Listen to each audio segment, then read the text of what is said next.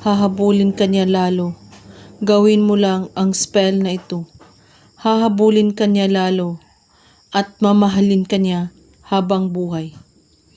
Kahit saan ka man magpunta, ikaw pa rin ang laman ng kanyang puso't isipan. Ang kailangan mo lang ihanda dito ay ang larawan niya.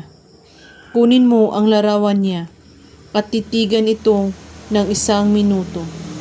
At pagkatapos, iisipin mo siyang mabuti kung gaano mo siya kamahal.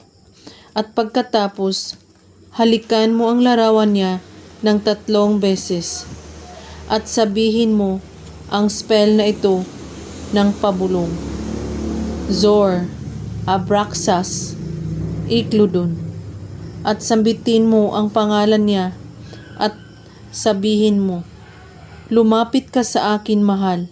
Ang ating puso ay hindi na maghihiwalay kailanman. Gawin ito ng 3 beses na magkakasunod na araw. 1 beses kada araw. At gawin ito na may taos-pusong paniniwala at walang ibang iniisip at pagdududa. At laging positibo sa ginagawa para tumalab agad. At kung may katanungan po kayo ay magko-comment lang po sa baba. Maraming salamat sa panunood.